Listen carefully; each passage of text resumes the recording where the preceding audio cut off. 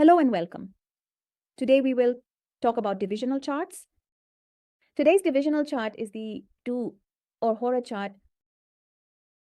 The first house signifies the ascendant, representing personality, health, and thinking. The second house represents family, values, culture, and speech. Divisional charts dissect the house to reveal its true nature. The second house stands for family, values, culture, and speech. Divisional charts dissect the house to When we talk about divisional charts, we are analyzing that house to see whether the surface level, which looks strong, is the same from within. Conversely, if a house appears weak on the surface level of the D1 chart, could it be that it becomes strong when we look at the divisional chart? How do we see that? On the opposite side, if a house appears very weak on the surface level of the D1 chart, is it possible that it became very strong when we looked at the divisional charts? How do we see that? When it comes to the Hora chart, it is often limited to just wealth. Why not other factors? As I said earlier, first house signifies a lot. Why limit Hora to wealth? Include family and values too. So why is the Hora chart being limited to just wealth? Why not include your family, values, how close you are with your family, what your family is doing for you, and what you are doing for your family? How do you feel being surrounded by your family? That can also be understood from the second house. And we will start with that. Then we will understand which Hora chart to pick for that and what rules are observed, along with some example charts. Basically, I don't blame when we talk about wealth because everything around us is very transactional, everything from the money point of view. But we have to remember that our real wealth is family. Let's start with the original chart, which is called the Hora chart or D2 chart. There are many types of charts, and some of the most famous ones include the Parashari Hora, the Manduk Hora, the Varanasi Kashinath, and the list goes on and on. The most famous among them is the Parashari Hora chart. It's very simple. In this, you will see that the planets are divided into two categories. Some set of planets will sit in the Cancer sign, some will go and sit in the Leo side. So what is said is that the planets that have gone into Cancer, those on the Cancer side, make your life easier. Money will come easily. We look at it from this side to understand it. So money will come easily. And life will also be comfortable.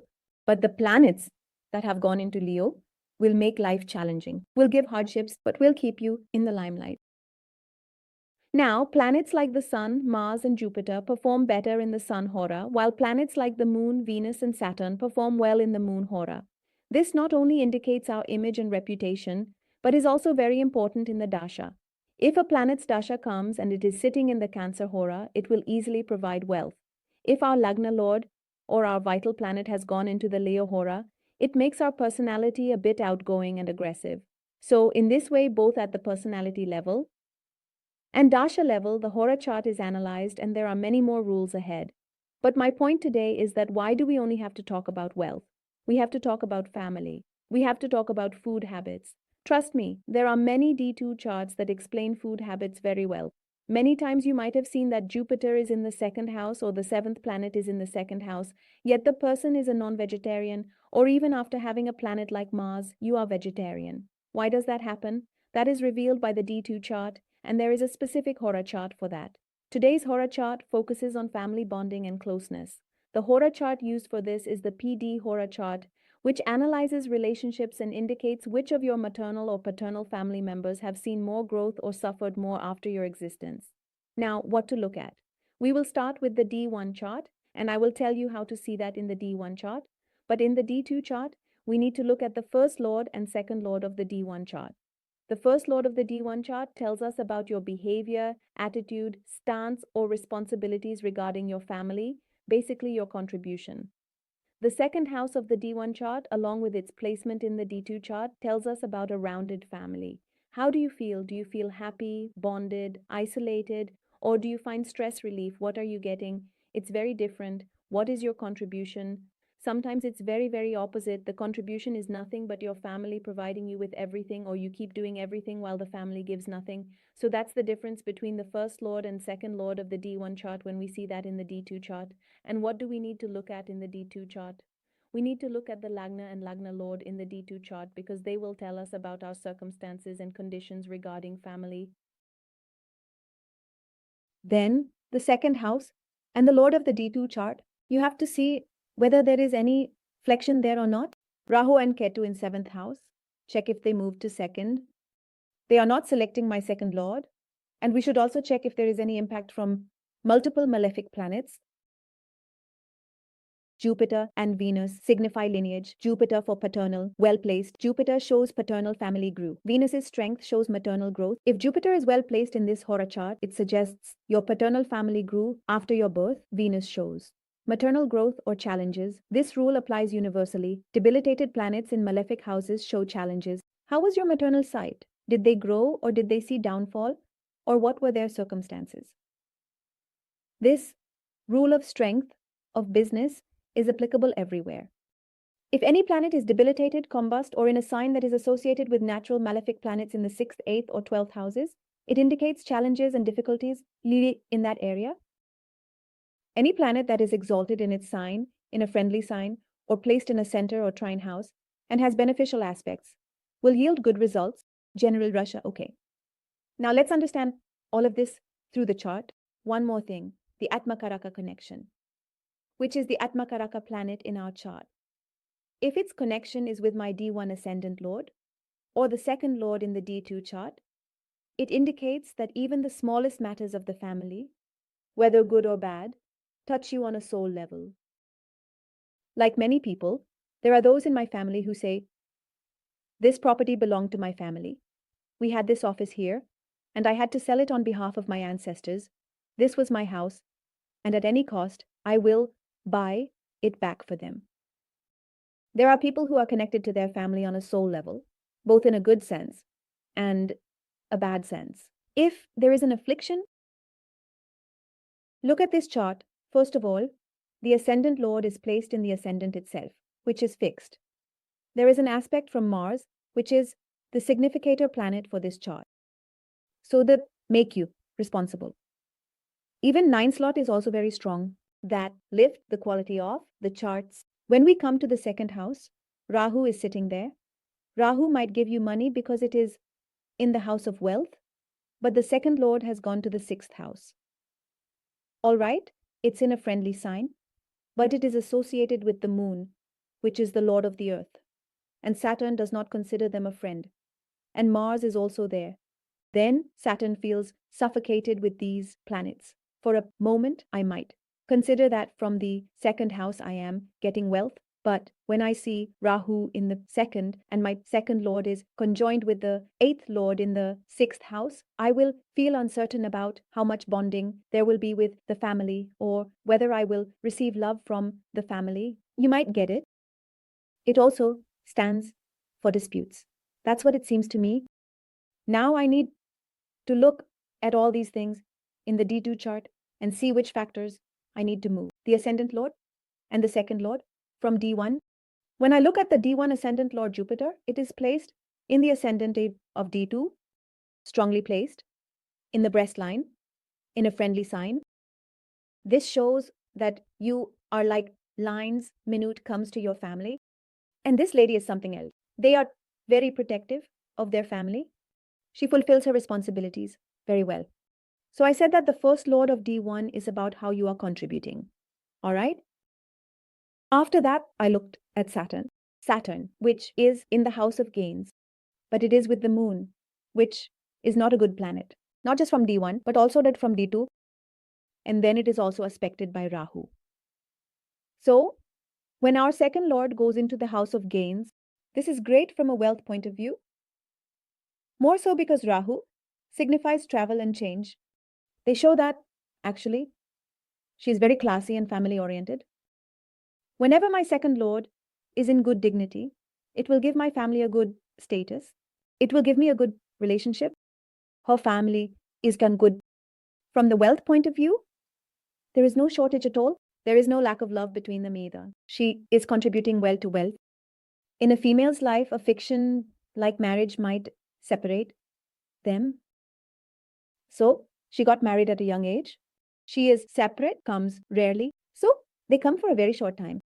like some goals, very precious to be there for family and to meet every second or third day, even after marriage. It's not the case with them. So now the moon and Rahu have given them separation from the family, reflecting that way because they are in the house of gains in the Gemini sign. So they are very communicative. They are a happy, fine, loving family.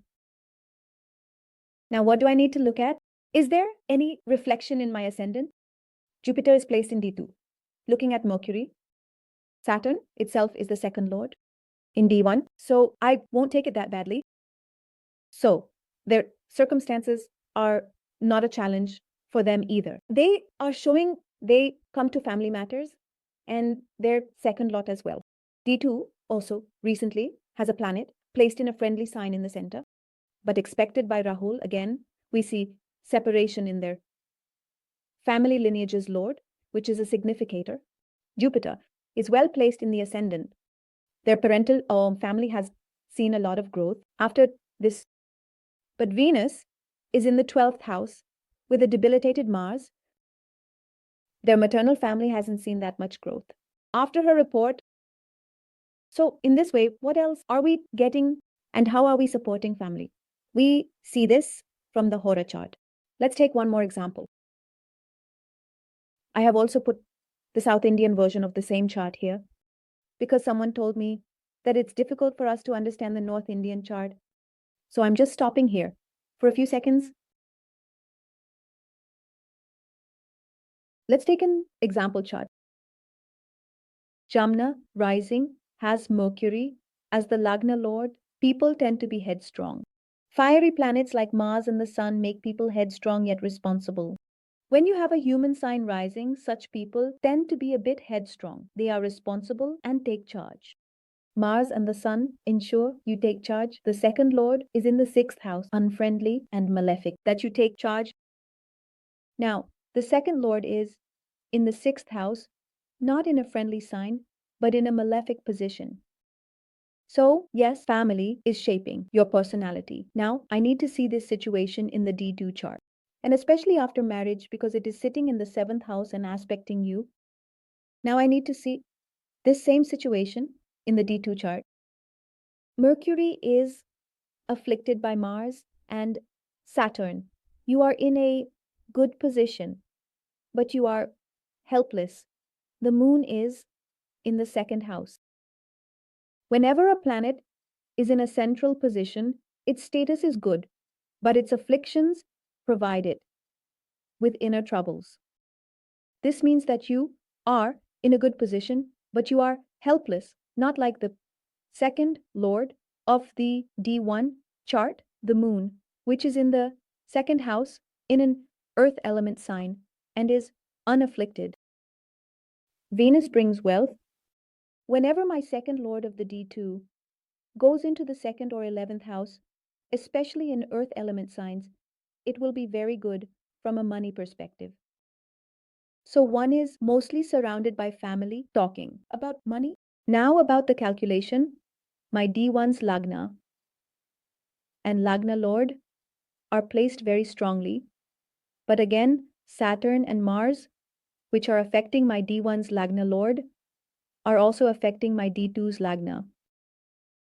So the stance is becoming difficult because of Saturn and Mars, which are my D2's second lord and my D1's Lagna lord, and they are again going into affliction. Because of this, there are only two contributing factors in what way they can, because of the stance of Mercury, but their mindset regarding their family doesn't match at all.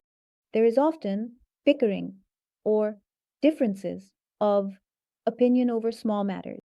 Because Jupiter is very strong in the chart, growth has been seen in their family after their birth. Even their maternal side of the family, which Venus represents, is also strong. 11th sign, Kalpurush chart.